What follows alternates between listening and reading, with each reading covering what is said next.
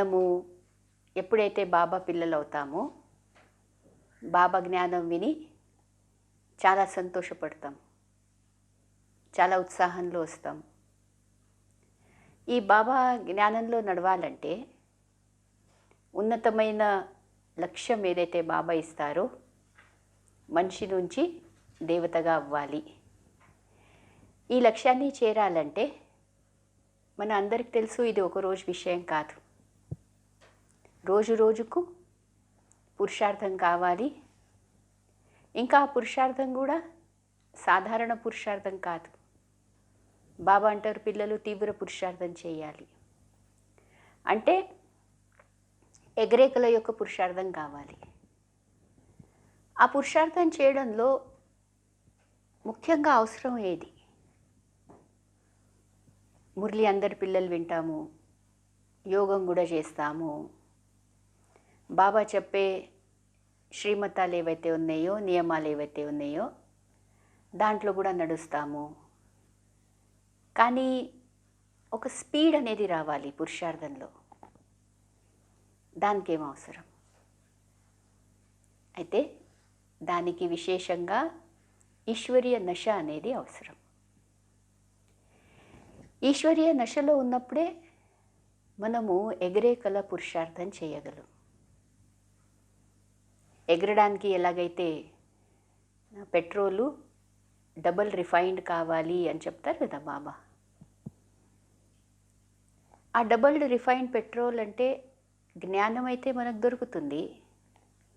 కానీ ఆ జ్ఞానంలో ఉన్న ఉన్నతమైన విషయాలు, ఎంత గుహ్యమైన విషయాలు ఉన్నాయి, ఇవన్నీ అర్థం చేసుకొని మనము ఎప్పుడైతే ఈశ్వరీయ నశలో ఉంటామో అప్పుడే బాబా అంటారు ఆ నిశాన అంటే ఆ గమ్యాన్ని చేరగలము. రోజు మురళి నుంచి మనము ఏదైనా ఈశ్వరీయ నశ యొక్క పాయింట్ తీసుకోవడం చాలా అవసరం. ఇంకా ఆ పాయింట్ పైన దీర్ఘంగా మననం చేయడము, దాని యొక్క సూక్ష్మత ఏంటిది, దాని యొక్క డెప్త్ ఏంటిది, ఆ పాయింట్ను జీవితంలో తీసుకువచ్చినప్పుడు దాని యొక్క ప్రాప్తి ఏంటిది, దాని గురించి బాబా ఏమంటారు? అంతర్ముఖమై మీరు సాగరం యొక్క లోతులో పొండి అని చెప్తారు. అంటే మన లక్ష్యం ఉండాలి, రోజు ఒక నశ యొక్క పాయింట్ నేను తప్పనిసరిగా తీసుకొని దానిపై చక్కగా మననం అనేది చెయ్యాలి అని. ఈరోజు మురళిలో బాబా ఒక నశ యొక్క పాయింట్ చెప్పారు. అలా అయితే ఎన్నో నశ యొక్క పాయింట్స్ ఉన్నాయి. కానీ సారంలోనే నశ ఎలా ఉండాలి దాంతోనే బాబా మొదలుపెట్టారు. నేను అది ఇప్పుడు మీకు చదివి వినిపిస్తా. ఈరోజు మురళి డేటు 29 మే 2020. సారంలో బాబా అన్నారు, मीठे बच्चे, तुम्हें नशा रहना चाहिए कि जिस शिव की सभी पूजा करते हैं वह अभी हमारा बाप बना है. మధురమైన పిల్లలు, మీకు చాలా నశ ఉండాలి. ఏ విషయంలో?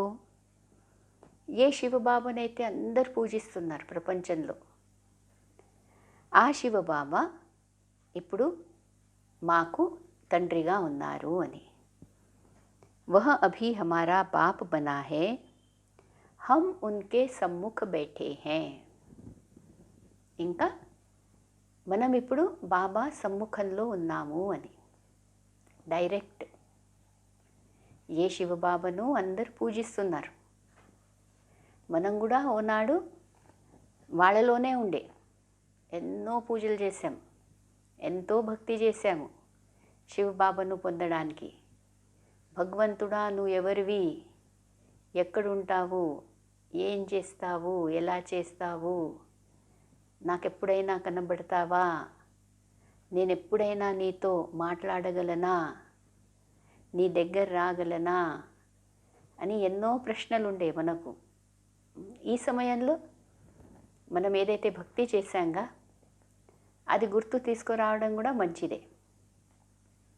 అందుకోసం బాబా ఎప్పుడు చూడండి మనకు మురళిలో జ్ఞానం యొక్క విషయాలు చెప్తూ చెప్తూ కొన్నిసార్లు గుర్తు చేయిస్తారు, పిల్లలు మీరు కూడా అలానే చేశారు అని.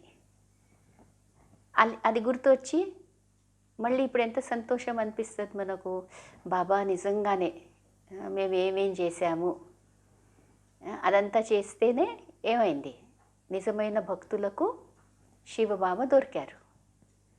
అప్పుడు ఏదైతే ఇప్పుడు శివబాబాతో కలయిక అనేది చేసుకుంటున్నాగా దాని పట్ల మనకు చాలా ఒక ఇంపార్టెన్స్ అనేది వస్తుంది అన్నమాట జీవితంలో.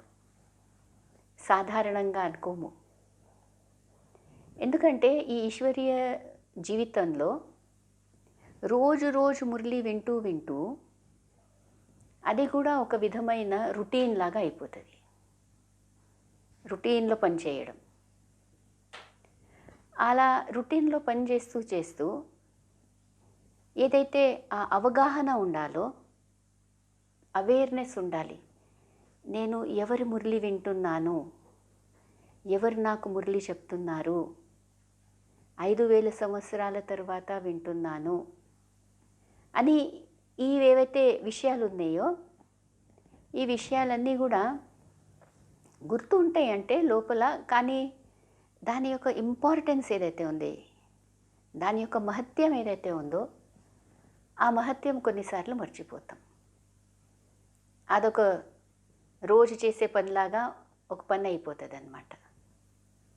అప్పుడేమవుతుందంటే మురళి నుంచి ఏదైతే మనం మననం చేయడానికి గుహ్యమైన పాయింట్స్ ఉంటాయో ఆ పాయింట్స్ మన నుంచి మిస్ అవుతాయి. అందుకోసం రోజు ధ్యానం పెట్టాలి ఈ విషయంపై. బాబా ఈరోజు గుహ్యమైన విషయం ఏం చెప్పారు, మనకు గుహ్యంగా అనిపిస్తేనే ఇంకా దానిపైన మననం చేస్తాం. మనకు వచ్చింది అనుకోండి లోపల, నాకు తెలుసు ఎన్ని జన్మలు తీసుకుంటుంది ఆత్మ అంటే 84 జన్మలు. చక్రం పూర్తిగా అవ్వడానికి వచ్చిందంటే అవును వచ్చింది. ఇప్పుడు తిరిగి ఇంటికి వెళ్ళే సమయం వచ్చిందా, వచ్చింది.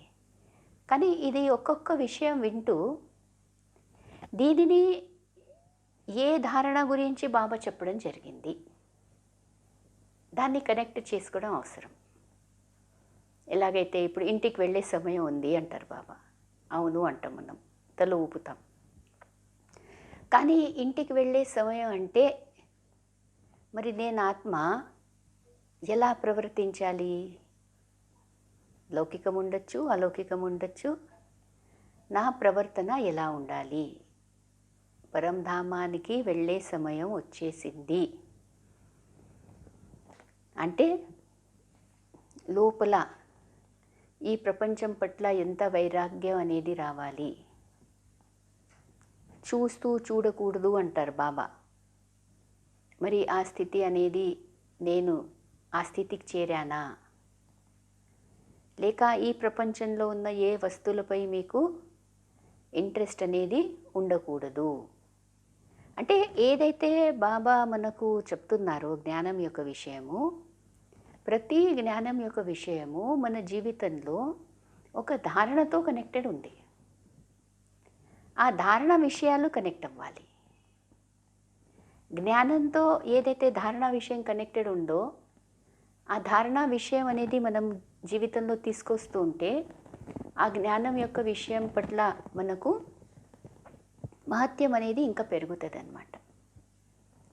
అందుకోసం ఈరోజు బాబా ఏదైతే చెప్పారో, పిల్లలు మీకు చాలా నశ అనేది ఉండాలి, అందరు వెతుకుతున్నారు శివబాబా గురించి, ఇంకా మీరైతే శివబాబా సమ్ముఖంలో వచ్చేసారు, శివబాబా సమ్ముఖంలో కూర్చొని ఉన్నారు, శివబాబా మీకు తండ్రి రూపంలో పాలన అనేది ఇస్తున్నారు. మళ్ళీ ఇంతవరకే కాదు కదా, సుప్రీం టీచర్ రూపంలో ఈశ్వరీయ చదువు అనేది చెప్తున్నారు. బాబా మళ్ళీ సద్గురు రూపంలో మనకు ఇంటికి తీసుకువెళ్తారు. అయితే ఈ విషయాన్ని ఇంకా మనము మననం చేస్తూ ముందుకు తీసుకుపోతూ ఉంటే దాంట్లో ఎంతో నశ అనేది ఉంది. అలానే నశ యొక్క ఇంకా ఏమేం పాయింట్స్ ఉన్నాయి అవన్నిటిపై చింతన చేస్తూ ఉండడం. అయితే ఈరోజు బాబా సారంలోనే పిల్లలకు ఎంతో నష యొక్క విషయం చెప్పడం జరిగింది. ప్రశ్న అడిగారు బాబా, मनुष्य भगवान से क्षमा क्यों मांगते हैं, क्या उन्हें क्षमा मिलती है? మనుషులు భగవంతుడి దగ్గర క్షమ కోరుతారు. అయితే చేసిన పాపాల క్షమ అనేది దొరుకుతుందా అని అడుగుతున్నారు బాబా. పాపాత్మల ప్రపంచము, పాపాత్మలు పాపం చేస్తున్నారు, మళ్ళీ భగవంతుడా క్షమించు అని అంటారు. అయితే బాబా అడుగుతున్నారు, అలా క్షమ అనేది లభిస్తుందా, ఏమవుతుంది అని. ఆన్సర్ ఉంది. मनुष्य समझते हैं हमने जो पाप कर्म किए हैं उसकी सज़ा भगवान धर्मराज से दिलाएंगे. ఏమనుకుంటారు మనుషులు, మేము ఏదైతే పాపాలు చేశామో ఆ పాపాల యొక్క దండన ఏంటి, భగవంతుడు ధర్మరాజు ద్వారా మాకు ఇప్పిస్తాడు అని. భగవంతుడు ధర్మరాజు ద్వారా ఇప్పిస్తాడు, అందుకోసం భగవంతుడి దగ్గర మేము చేసిన పాపాలను క్షమించండి అని అలా కోరుతారనమాట. इसलिए क्षमा मांगते हैं, लेकिन उन्हें अपने कर्मों की सज़ा कर्म भोग के रूप में भोगनी ही पड़ती है. మరి కర్మల విధానం చెప్తున్నారు బాబా. ఏ పాపకర్మలు అయితే చేశామో దాని యొక్క తప్పనిసరిగా పనిష్మెంట్ అనేది, దానికి ఒక శిక్ష అనేది ఉంటుంది. ఏ రూపంలో? కర్మభోగ రూపంలో తప్పనిసరిగా శిక్ష అనేది ఉంటుంది. భగవాన్ ఉన్హే కోయి దవాయి నహీ దేతా హై. ఇప్పుడు కర్మభోగం వస్తే కూడా భగవంతుడు ఏదో రూపంలో మందు ఏదైనా ఇచ్చి, లేక ఏదో రూపంలో చలో మీ పాపాలన్నీ కూడా ఇంకా నేను మాఫ్ చేస్తున్నాను అనే విషయము లేదంటున్నారు బాబా. అంటే కర్మ చేసామంటే తప్పనిసరిగా దాని యొక్క ఫలితము మన జీవితంలో అనుభవించాల్సిందే. చెడు కర్మలు చేస్తే కర్మభోగల రూపంలో రకరకాలుగా దాని యొక్క అనుభూతి ఉంటుంది. ఇంకా మంచి కర్మలు చేస్తే దాని ఫలితము మంచి కూడా ఉంటుంది. गर्भ जेल में भी सजाएं भोगनी है. साक्षात्कार होता है कि तुमने यह यह किया. ఒకటేమో కర్మభోగ రూపంలో మనకు శిక్ష అనేది దొరుకుతుంది. ఇంకోటి ఏమంటున్నారు బాబా, తప్పనిసరిగా గర్భ జైలు. ఎవరైనా తప్పులు చేస్తే ఏం చేస్తారు? జైల్లో వేస్తారుగా. అయితే ఇది పాపాత్మల ప్రపంచం, అందుకోసం ఏమవుతుంది, తప్పులు ఎన్ని చేస్తారు, పొరపాట్లు ఎన్ని చేస్తారు, పాపం ఎంత చేస్తామంటే అందరూ జైల్లో వెళ్ళాల్సిందే. గర్భాన్నే బాబా జైలు అని చెప్తున్నారు. సాక్షాత్కార్ హోతా హై కి తుమ్నే యహ యహ కియా. అది కూడా ఎలా, మనం చేసిన పాపము మన ముందు వస్తుంది అనమాట. ఇలా చేశారు, ఇలా చేశారు, ఇలా చేశారని. అందుకోసము మీకు ఇప్పుడు శిక్షణ, అందుకోసం గర్భజైల్లో వెళ్ళండి అని అలా చూపెట్టి ఇంకా మనకు శిక్షణ ఉంటుందని చెప్తున్నారు బాబా. ఈశ్వరీయ డైరెక్షన్ పర్ నహీ చలే హో ఇస్లియే యహా సజా హై. శివబాబా చెప్పిన డైరెక్షన్స్ పైన నడవలే, అందుకోసం మరి ఈ విధంగా శిక్ష అనేది ఉంటుంది. అయితే బాబా ఈరోజు ఈ విషయం కూడా అర్థం చేస్తున్నారు. పిల్లలు ఏ కర్మలు యొక్క ఫలితం అనేది ఎలా ఉంటుంది, నేను మీరు చేసిన పాపాలను ఎలా తొలగిస్తాను, పాపాల సజా ఏదైతే ఉందో అంటే శిక్ష ఏదైతే ఉందో తప్పనిసరిగా దొరుకుతుంది. అయితే మనం ఎప్పుడైతే శివబాబాను గుర్తు చేస్తామో, ఎందుకంటే శివబాబా ఏమంటారు, మీరు నన్ను స్మృతిస్తే మీ వికర్మలు వినాశనం అవుతాయి, భస్మం అవుతాయి అది అంటున్నారు. ఇంకోవైపు అంటున్నారు, చేసిన పాపాల యొక్క శిక్ష అనేది తప్పనిసరిగా ఉంటుంది అని. మరి అర్థం ఏంటి దీంట్లో? చేసిన పాపము కర్మభోగ రూపంలో వస్తుంది, కానీ బాబా స్మృతి ద్వారా ఎంత ఉన్నతమైన స్థితికి చేరుకుతా అంటే ఆ నశ అనేది ఎంత గొప్పగా ఉంటుందంటే, ఆ సంతోషం ఆనందము ఎంత మంచిగా ఉంటుందంటే, దాంట్లో మనకేమనిపిస్తుంది, ఏదైనా మన ముందు మనం చేసిన కర్మల కారణంగా ఏదైతే ఆ శిక్ష మన ముందు వస్తుందో, అది రోగాల రూపంలో రావచ్చు, లేక సంబంధాలలో చాలా ప్రాబ్లమ్స్ రూపంలో రావచ్చు. ఎంత పెద్ద ప్రాబ్లం ఉంటే కూడా పిల్లలకేమనిపిస్తుంది, ఒక ఆవగింజంత అనిపిస్తుంది. ఎందుకంటే బాబా స్మృతి ద్వారా స్థితి అనేది చాలా గొప్పగా అయింది, చాలా శక్తిశాలి స్థితి అయింది. మాస్టర్ సర్వశక్తివాన్ స్థితిలో ఉన్నాం. మాస్టర్ ఆనంద్ కా సాగర్, మాస్టర్ జ్ఞాన సాగర్, ఈ గొప్ప స్థితిలో ఉన్న కారణంగా ఏమవుతుందంటే మనకు చాలా అది చిన్న రూపంలో అలా వెళ్ళిపోతుంది అన్నమాట. అది మనకు బాబా ఇస్తున్న సహాయం. ఎవరికైతే బాబా పరిచయమే లేదో వాళ్ళు బాబాను గుర్తు చేయరు. వాళ్ళ ఆత్మిక స్థితి, మానసిక స్థితి అనేది చాలా బలహీనంగా ఉంటుంది. అప్పుడు వాళ్ళ ముందు వచ్చే పరిస్థితులు వాళ్ళకి ఎలా అనిపిస్తాయి? చాలా పెద్దగా అనిపిస్తాయి. ఆ పశ్చాత్తాపమే వాళ్లకు శిక్ష రూపంలో దొరుకుతుంది. లేకుంటే ఇంకా గర్భజైల్లో వెళ్ళడము, లేక రోగాల రూపంలో రకరకాలుగా మనం చేసిన పాపకర్మాలు మన ముందు వస్తాయి. అయితే ఇది బాబా అర్థం చేయించారు. పిల్లలతో బాబా చిట్ చాట్ చేస్తూ అడిగారనమాట, మీరు నాకు ఒకవేళ పువ్వులు పండ్లు ఏదైనా అలా తెచ్చిస్తే నేను తీసుకుంటానా అని అడుగుతున్నారు బాబా. తీసుకుంటారా బాబా? భక్తిలో అయితే పువ్వులు పండ్లు అన్నీ బాబా ముందు మనం పెట్టడం జరిగింది, విగ్రహం ముందు. ఇప్పుడు శివ్ బాబా తీసుకుంటారా? అయితే బాబా ఏం ఆన్సర్ ఇచ్చారు చూద్దాం. బాబా అన్నారు, అభి తుమ్ బచ్చే కిస్కే సామ్నే బైఠే హో, ఊంచ్తే ఊంచ్ బాప్ హే పరంతు హే గుప్త. మీకు తెలుసు ఎవరి ముందు కూర్చున్నారని. అత్యున్నతమైన శివ్ బాబా ముందు కూర్చున్నారు. కానీ ఎలా ఉన్నారు బాబా అంటే గుప్తంగా ఉన్నారు. और सभी के तो शरीर देखने में आते हैं, यहाँ शिव बाबा को तो अपना हाथ पाँव आदि है नहीं. నేనైతే ఇతని దేహంలో ప్రవేశించాను, బ్రహ్మబాబా దేహంలో, కానీ నాకు కాళ్ళు చేతులు ఏం లేవు కదా అంటున్నారు బాబా. ఫూల్ ఆది భీ కోన్ లేంగే అడుగుతున్నారు. మరి తీసుకుంటానా? మీరు తీసుకొచ్చే పువ్వులు పండ్లు నేను తీసుకుంటానా? నాకైతే కాళ్ళు చేతులు ఏవి లేవంటున్నారు.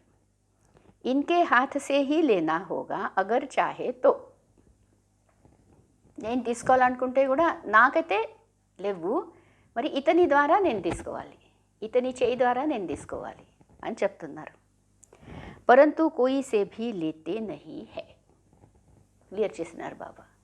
నేను ఎవరి నుంచి అలా తీసుకోను అని అంటున్నారు. ఎందుకు తీసుకోరు అది కూడా అర్థం చేయించారు. ఎందుకు తీసుకోరు బాబా? एग्जाम्पल इच्छार बाबा, जैसे वह शंकराचार्य कहते हैं हमको कोई छुए नहीं, तो बाप कहते हैं हम पतितों का कुछ भी कैसे लेंगे, हमको फूल आदि की दरकार नहीं है. పతితాత్మలు ఏదైనా ఇస్తే తీసుకుంటే నేను తీసుకోను, అనవసరము, దాన్ని నేను ముట్టను కూడా ముట్టను అని అంటున్నారు. ఇంకేమంటున్నారు? कहते हैं हम पतितों से फूल कैसे लेवे. బాబా అడుగుతున్నారనమాట, ఎలా తీసుకోవాలి? कोई हाथ भी नहीं लगा सकते हैं, पतितों को छूने भी न दे. పవిత్రత యొక్క సాగరుడు, పతిత పావనుడు, అతని ముందు ఎవరైనా పతితాత్మలు వచ్చి ఇది తీసుకోవడం ఇచ్చుకోవడం బాబా తీసుకోరనమాట. ఎందుకంటే బాబా పతిత పావనుడు కదా, పతితాత్మలను ముట్టను కూడా ముట్టరు అని చెప్తున్నారు బాబా. మళ్ళీ ఆజ్ బాబా कहते कल फिर जाकर नरकवासी बनते, ऐसे को तो देखे भी नहीं.